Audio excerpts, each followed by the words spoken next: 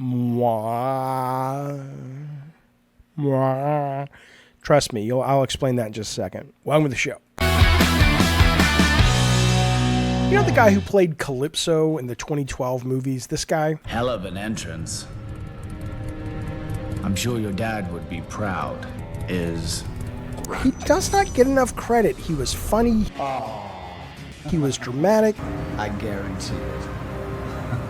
I was thinking about this the other day. We were watching Cobra Kai, the latest season, and we gave up on it after the first episode. I may go back. But there's something that show did, at least the first couple of seasons, 2 or 3 seasons. It managed to walk this line between totally stupid camp, like ridiculous motivations of adult characters that would never act this way, and scenarios that were batshit crazy over the top, and actual drama that was like you cared about the characters and you were genuinely interested in the story. It was a tone that I was just like, holy cow, how did they do that? And then lately it's kind of devolved into pure camp. And so it's still kind of fun, but it no longer kind of has that real sense of something special and unique. But it just reminded me of this actor in all of the movies I ever directed. And because a lot of times I that's what I never really knew how to do and never learned to get good at as a director or as a storyteller of linear media, is making something with an intentional tone. Like I look at like Twisted Metal 2012, and they were supposed to be like creep show. They were supposed to be fun and comic booky, but still kind of, genuinely compelling stories. And people would always come out of the stuff that I had directed and they would say, oh, it's fun. It's all cheesy, including these.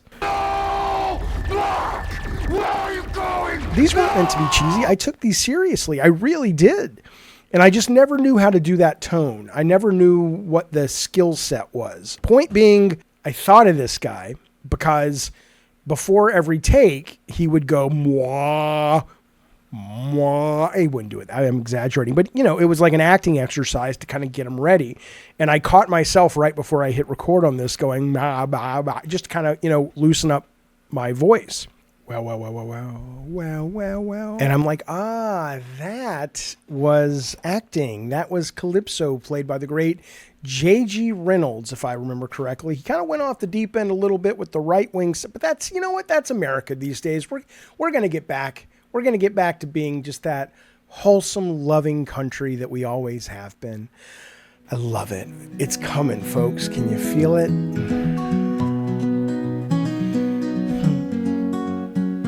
Start the show, you stupid idiot. Welcome to Gabbin and Games. It's good to have you here. The sun is shining. The day is bright, unless it's not. And if it's not, that's okay. It's not always going to be a bright day. Happy, sad, depressed, vivacious. I don't give a shit how you're feeling. The point is, me and all my various personalities that live within this shell that I call Jaffe are here for you. And we'll see you through the day, whatever it is kind of day. For you today, that day we're seeing you through it. Welcome to Gabbin and Games. Anyway, don't fucking anyway it like it's like, oh, well, that doesn't matter. Let's start the real show. That was the real show. Fuck you. Cut.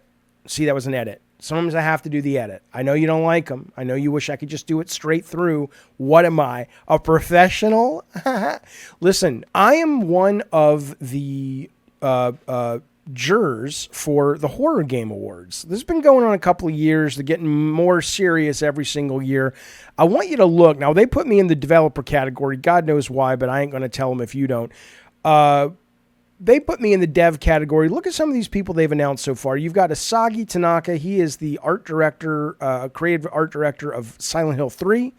You've got Leisha Riddell, who is one of the producers and concept artists, art directors of the Dead by Daylight series. You've got Rob McLachlan.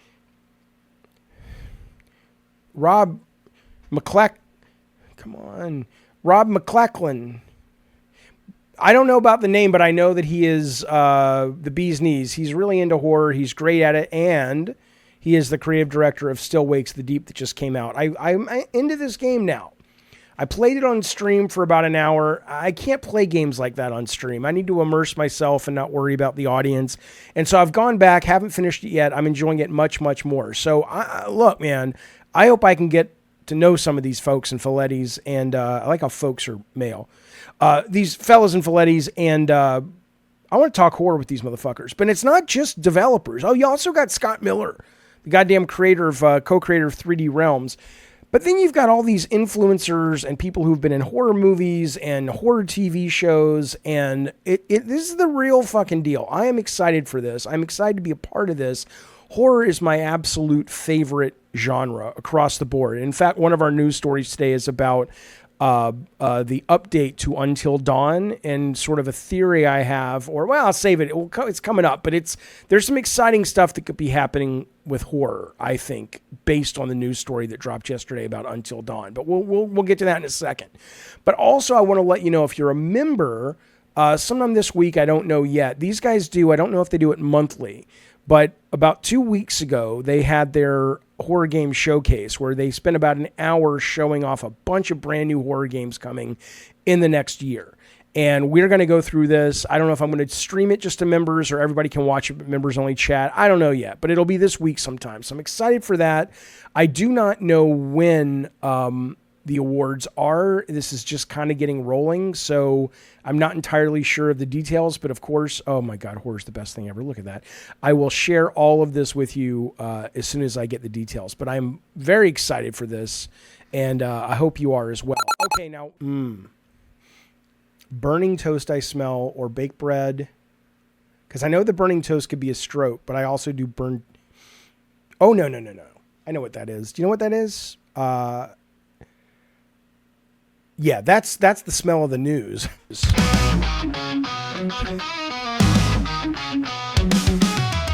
is some news. Here is the video game news. Sometimes that news is sticking right into your butthole. News rocks. Yeah. Hell, with all the horror news we got on this episode, you'd think it's October, but it's not. It's August. Firesprite Games, Firesprite Studios. These are the folks that Sony purchased. It's an exclusive studio. The pieces, the clues are coming together, suggesting that they are working on a dark horror game from an established IP. I think it becomes pretty clear what it is. This is reporting from MP First saying that it is potentially releasing on day one PC. I don't think that's the... I mean, it could be. Could be a multiplayer title, but I don't think so. Here's where the rumors are coming from. Our very own, not our very own, but our very near and dear to my heart, our very own, I don't know, our buddy Colin Moriarty is saying that there was an internal document that was leaked with the codename Heartbreak, which apparently is what Firesprite is working on. Colin is claiming that this game is set on an island and could have a female protagonist. Sounds pretty familiar. Here's another clue. Emily Stell, designer over there at Firesprite, on her website says she's working on a narrative horror title with the platforms being PS5, PC. It's possible. It's possible that it's going to be multiplayer, whether it's a service game or just a kind of a Dead by Daylight horror game.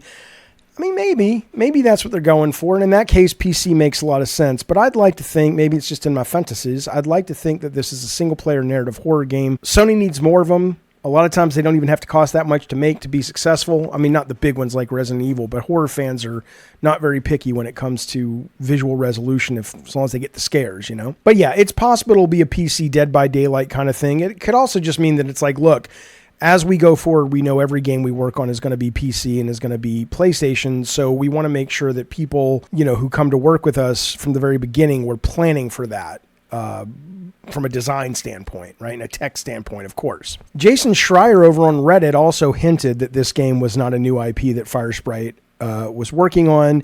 And then the writer on their resume, Ren Alex Ross, who has worked for Firesprite from 2022 until April, she mentions, according to the reporting, characters and plot lines she's working on with pre-established IP. So while you certainly could be forgiven for thinking, oh, they're working on Until Dawn or helping out with the Until Dawn remaster, this sounds a lot like SIREN. Hey, it's me from the future. I'm interrupting this video because it's not SIREN. I found out today actually what the game is. I don't feel comfortable revealing it. It's not my place to reveal it. If was already out there, I would be happy to talk about it. Here's what I can tell you. It's pretty obvious what it is. When you hear it, you're like, oh, okay, that makes sense.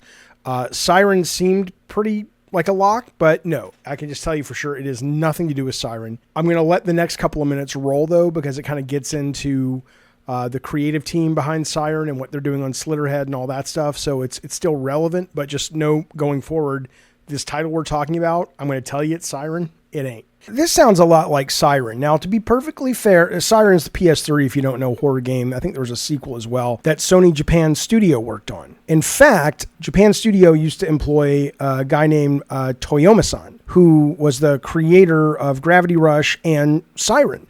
And that guy went off recently, talk about it in just a second, but he went off to start a new studio called Bokeh, I think is how you pronounce it, to do other horror games, including Slitterhead. We saw a bunch more of it over the summer. People played previews of it. It sounds like it's really cool, this kind of body-swapping horror thing. Excited for that. But this, though, I'm pretty sure this is a remake of Toyoma-san and team's Siren, or a remaster or a sequel or something in that universe. I'll be honest with you, I've never played it. It came out, I heard the reviews weren't very good, but it's kind of picked up a bit of a cult love amongst horror fans, and I keep meaning to go back. There was a 20th anniversary edition that came out recently, but I didn't play it, and so now I'm thinking maybe I'll wait, and if this is going to be a remake, remaster, maybe I'll wait or play that, or I don't know, maybe I'll give it a look. But the point is, I'm sure Siren fans are excited, and I'm excited to be getting more horror from Sony. So this sounds like Siren. I'm going to go on a bit of a horror limb and say that's what we're in. That's what we're in for. So we got Siren coming, and then of course we've got the remake of Until Dawn. There's some news there as well.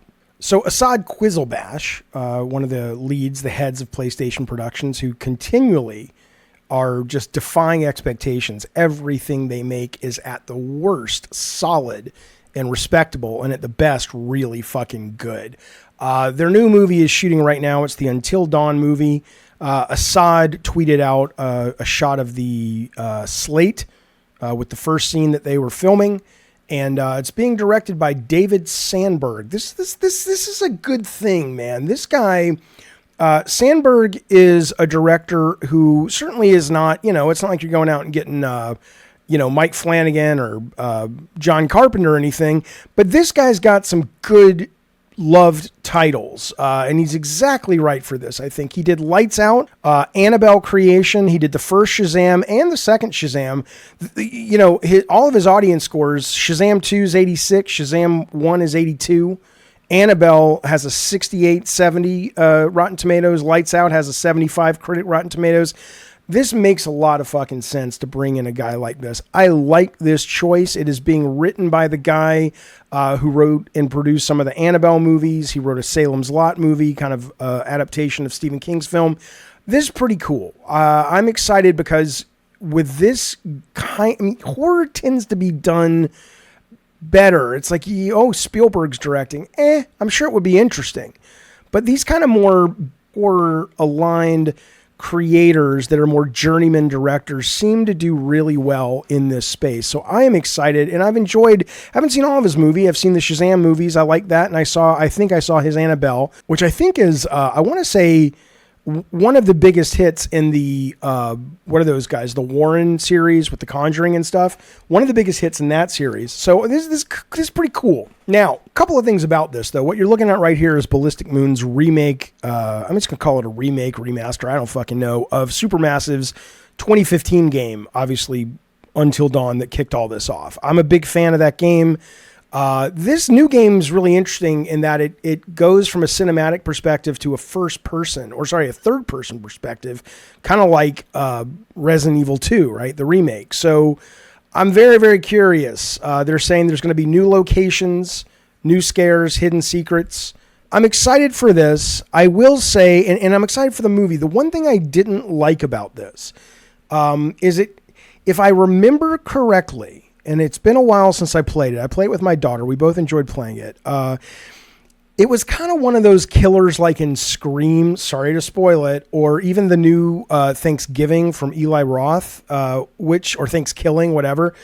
I don't like IRL killers, right? If I remember correctly, there was nothing supernatural about this guy. It was just some guy. And he wasn't a very good antagonist. It didn't feel like you were like, oh shit, he's the new Freddy Krueger or Jason or Candyman or any of that. And maybe younger kids and younger teens who are into horror, that resonates more because their real lives are filled with terror attacks and school shootings and all that shit. And so maybe it's goofy to them to have a killer or a slasher that is, a bit more fanciful. But I always find the ones that when you pull the mask off and it's Mr. Fred from the school maintenance shed. He's always perving on the girls at the cheerleading practice. It's like a Scooby-Doo episode. So I know that the movie, according to the reporting, the director Sandberg's talking to the Hollywood Reporter. He says, capturing the essence of the game, but with new characters. It serves as a great standalone intro to the world for the newcomer, as well as offering something new that fans of the game will enjoy. So it's clearly new characters. It sounds like it's going to be a new story that's based in this world, or maybe the origin of this killer. I don't know what the script is yet. They haven't said, but I'm there. I love PlayStation Productions, what they've done. The director, writer, producer of this has done some really good stuff in the space. I'm excited about that. I'm also excited about the fact that if the remake does well, and if the movie does well, and horror historically does well at the box office, people are just hungry for it. Unless it's a piece of shit and the budget's stupidly high, they tend to do pretty well. So I would love to see Sony, this is just my fantasy, I don't know if this is going to happen, but here's my fantasy, is this does well enough that they either continue to make more Until Dawns, or would be my preference, Sony goes, you know what, we get this great synergy where we're making money with PlayStation Productions. They like making horror. It doesn't cost a lot to make horror. It doesn't cost us a lot to make horror, comparatively speaking. It can, but it doesn't have to. Let's make some more horror games. I'd love to see these guys kind of satellite out and have like PlayStation horror, just like Blumhouse does. I mean, PlayStation has the talent, of course. They don't really have the history of horror, but there's so many people out there in that space, and movies, and specifically in games, interactive, board games, and obviously board games are interactive. I always hate when they say interactive games. Like, what other kind of game is there, you fuck? But the point is, there's a lot of talent out there that I think they could put together and really make a very profitable group. Now, ironically, only if what I'm saying is possible or probable, which I'm just making this shit up. I don't know if it's happening. I'm just fantasizing here. But the guy who left, and I'm sorry I'm blanking on his name, the guy who left PlayStation Japan left because he said, and went off to make Slitterhead, left because he said, hey, Sony only wants these big budget things now, and we want to do more creative shit. And we had to go off and make our own company to do stuff that isn't so massively budgeted that we can take some chances. So maybe it is a splinter group in Sony that's not having to answer to that sort of PS5, PS6, $250 million budget thing. Or maybe there is a shift that, hey, it's like maybe we should bring on some AA games and let's do them in horror. But this is just me. I'm just kind of out there. The big news is, if you want actual concrete news, we got Until Dawn coming. The game looks great. The remake looks great. The movie has a great shot at being a really fun horror film. And we're off to the fucking races. Horror it is, baby. Come on now. One of the great developers of the last handful of generations, Ready at Dawn, shut down today. They had been purchased by Meta, if you guys remember.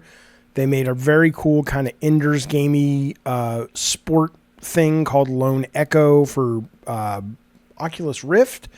Or maybe it was for the first MetaQuest. And then they put the sequel out. But they also did Daxter for PSP and a handful of beloved God of War titles for PSP. And I think one was for Vita. I don't remember. And then obviously what you're looking at here is the Order 1886, which was their sort of big swing to go from handheld to AAA.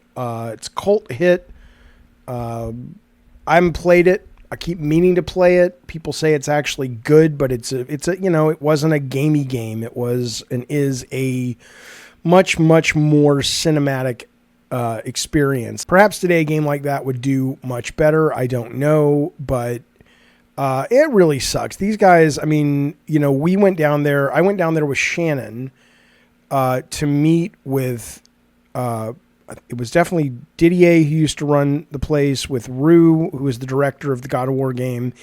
And I always blank on this guy's name. He was one of the owners. Big fucking bodybuilder guy. Nice as you can be. Is Andreas.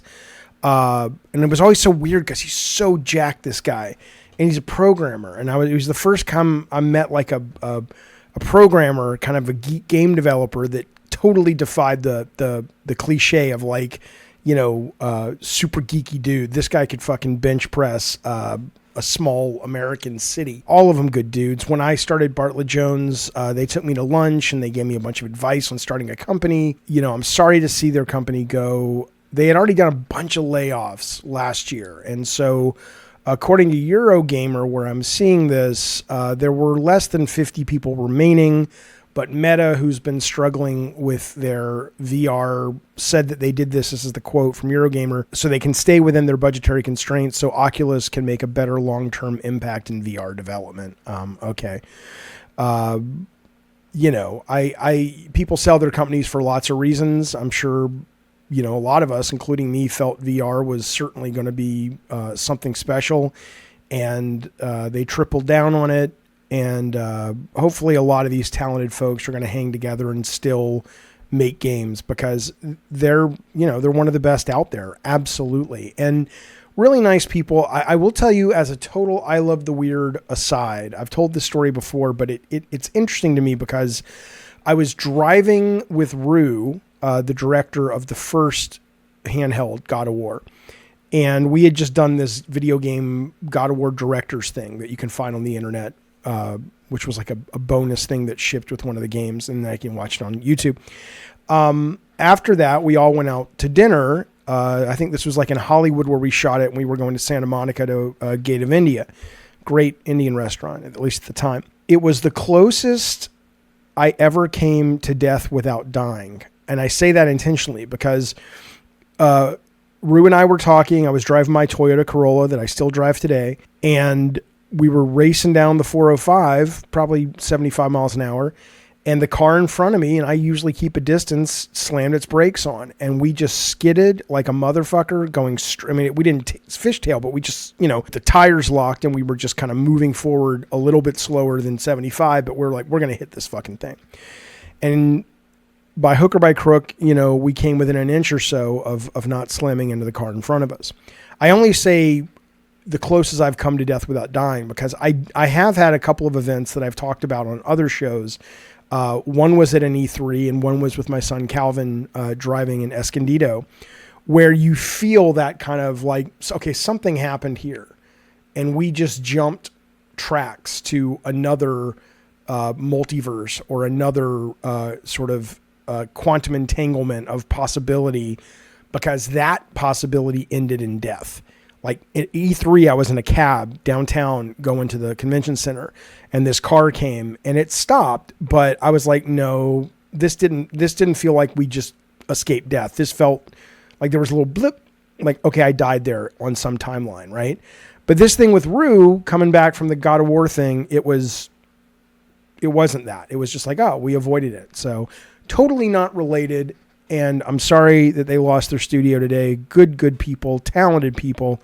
And if they want to keep working in games, I'm sure they will find many opportunities to continue to create and follow their passions, because they really are some of the best. So sorry to hear about it, Ready at Dawn, and eager to see what you guys do next. You know, Game Informer, we talked about on the last show, shut down. GameStop pulled the plug, and the team was blindsided, apparently. So today, the editor-in-chief actually put a real goodbye message up. Let's give it a read, and if it gets boring, I'll just edit it, and you'll realize it's gotten boring. Not that it's his emotions and what he's saying is not worth hearing, but I don't want to just fucking read people's shit, man. Yeah, fuck you. Yeah. Okay. Jesus, man. One last time, he says, Matty Miller. 33 years is a long time. This is boring. I'm kidding. When thinking about saying goodbye to Game Informer, I felt that a few days of consideration were warranted to get my thoughts in order. I'm glad I waited. The outpouring of affection, support, and appreciation the team has received in recent days is humbling. It has reminded me how much this long-running magazine has meant to so many. Now, of course, from the outside, I'm adding the folksy flavor. Now, of course, from the outside, it might seem strange that a gaming magazine would warrant such nostalgia and fondness. However, for millions of gamers over the years, Game Informer was a portal into their favorite hobby. Many of us grew up with these glossy covers arriving monthly in our mailboxes, selling the dream of what was next in gaming. That's a good way to put it. Even I subscribed to the current one, and I loved getting it. I only got like 3 issues, and I was very much looking forward to the new one. But he's right. I mean, that never goes away. It was one place where a love of gaming was celebrated without pretense or undue snark. True, too. where humor could coexist with thoughtful critique and players could have each game enriched through a deeper understanding of how they were created and who created them. I do miss that. I was talking to one of the editors of PSM, and it's like the nice thing about gaming magazines was that, yeah, you had a relationship with the magazine and the other readers through letters and stuff, but before the internet, there was just no space to be a prick and to troll, and so it was like a nicer place to hang out. So he's right about that. He says, I inherited that approach of game coverage from great writers, editors, and other creative voices that had shaped GI over the years, and I hope we final staffers were worthy stewards of that legacy. I would say so for the most part. There was one writer I won't mention who was rubbish, but the rest of them were pretty darn good. And I love their website too. Whatever obstacles and frustrations were thrust into our path, isn't that terrible to say now? No one cares. Just whatever obstacle. I'm just saying there was a point where I was going to make a critique about Game Informer. There was this one writer, and he would do these previews, or she, I'm not going to tell you. And it was just like, Jesus Christ, this is just, you're writing nothing. It might as well be a press release. Anyway, I'm proud of each and every issue. Whatever obstacles and frustrations were thrust into our path in recent years, I'm proud of each and every issue of Game Informer we shipped.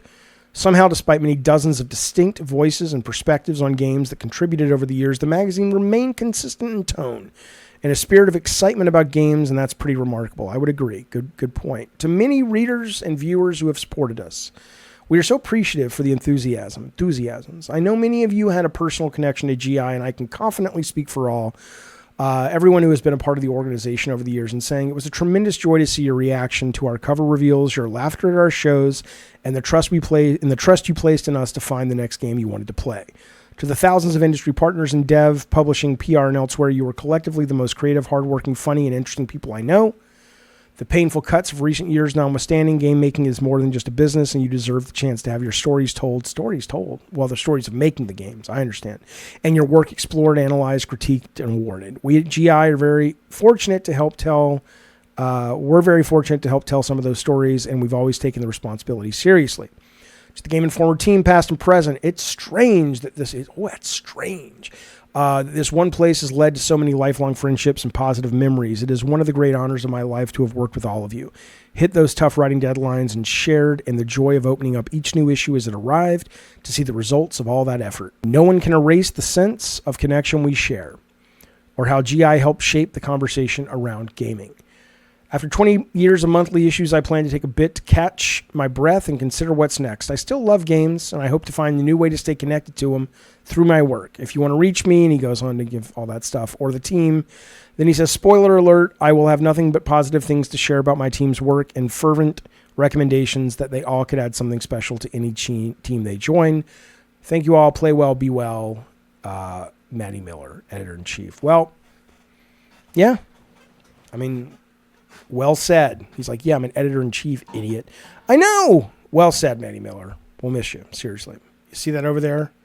The playing cards. This is tweeted out today by Bellatro, which is this excellent game. I don't know if it's on console yet. It might be. Definitely a PC hit. Sold over 2 million copies. They're flipping these cards, letting us know what's going on. So the first thing is a gameplay update for 2025. We're getting a completely free update coming in 2025. The first major update. Developer says new ideas, new strategy, and a token of huge appreciation, he says. And then we have these two other cards over here, and we don't know what those represent yet. More surprises coming, I suppose. Now, if you have not played this excellent game, it's not what it looks like, which is kind of part of the story. It looks like it's poker, but it uses the poker thematic and setting, but in actuality, it's more of a roguelite, actually. It's more of a roguelite card building game, and it's just delightful. It's addictive. It's fun. Even though it has a little bit of poker in it, it's its own thing. It's excellent, and it deserves all the massive success it's had. People are wondering what those other two cards mean. Some people are speculating there's a movie being announced for it. Like, what? Why? Okay. Possibly. Other people are suggesting that maybe instead it is a mobile phone version announcement, which would be death, because I would just sit on the toilet and play this all day long. It's delightful. It's worth playing. But here's sort of in that same vein, we got some news this week from the developer. goes by the name of Local Thunk, at Local Thunk, okay? And this is kind of, I'm reading this from GameSpot, but it's reminding us that earlier this year when the game first dropped, there were European stores that actually pulled the game because they were worried that the game was promoting gambling. And it's like, no, you gotta actually play the damn thing. It's not a gambling game. It's delightful. But anyway, so somebody on Twitter named El Carpincho had tweeted out conspiracy theory. Bellatro and its imitators are actually a psyop to get younger generations into casinos. And this is what the developer tweeted. He said, from the outside, this might make sense, but I hate the thought of Bellatro becoming a true gambling game so much that when I recently created my will, I stipulated Bellatro's IP may never be sold or licensed to any gambling company or casino. Now, I think that's pretty interesting for, I mean, A, good for him. It's clear, you know, in fact, I may have read somewhere that when he was developing the game, I don't even think poker was the intention behind it. Like he wasn't trying to make a poker game. If you look it up, Bellatro is actually based on the Cantonese game Big Two, which is similar to other games like Presidents and Cheat. Local Thunk, the developer, removed mechanics that didn't work well for Bellatro and added poker elements to make the game more cohesive. There's no bluffs, no pots. You don't play against opponents. So it really was based on a totally different game and doesn't really require much knowledge of poker at all. So it's really not what this is, which is kind of confusing, but whatever. So he puts this in his will and says, back the fuck off. I don't want anybody to ever use this, you know, to promote gambling or make a gambling game with it. And on one hand, it seems like a bit of a stretch. Like, dude, no one's going to do that. But you know what? The first time I realized this was the thing, I was in Vegas about 10 years ago and I started, or maybe 15 years ago, I started seeing these slot machines for intellectual properties that certainly were based on my childhood. They were clearly appealing to kids, right? You would see Star Wars slot machines. You would see Jurassic Park slot machines. And I was just like, what the fuck is Lucas doing? It's like, you know, even though kids aren't allowed in casinos, you have, you know, there's lots of kids that go into casinos with their parents to get to the registration desk when you go to the hotel. Many kids are always traipsing throughout those things. And it does seem a little weird, right? So part of it is like, you know, I applaud this guy. The other part is when you think about it, you know, it gets you wondering, well, how many other video games are there that have become actual casino games? And there are actually some pretty big ones. I mean, this is from my generation. It's a new slot machine, but Atari is licensing out Centipede for slot machines. And Capcom has started licensing out their games. This is Resident Evil Vendetta, which is a slot machine in Vegas. I'm sorry, but kids going through Vegas seeing this, they're going to go, oh, I want to play Resident Evil. Do I think it's a psyops? No, but, you know, they ain't wrong. They're definitely, I don't know, man. I don't know how cool I feel about this. I get it's an M-rated title, but come on. So you got a Resident Evil slot machine out there. This one is a Tomb Raider slot machine, Lara Croft Tomb Raider. This one's a little bit older, obviously. But there she is right there, plain as day. And then look at this one. This one is a Street Fighter. And then look at this one. Now, this one is a Street Fighter.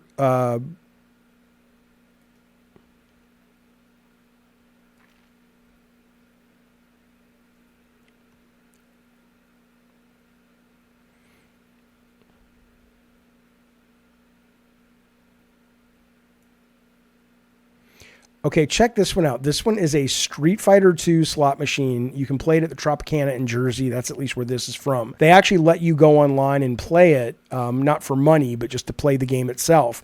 But, I mean, this is the real fucking deal, man. It is, you know, it's a slot machine. You spin the wheel. And, I mean, again, if I may, I hate to seem like a simple idiot, but I've never understood the most recent video slot machines where you're dealing with like all of these rows and stuff. Like I have no idea. Is it poker, like king, queen, jack? Who the fuck knows? Not me. But this is the goddamn game, man. This is the Street Fighter slot machine game.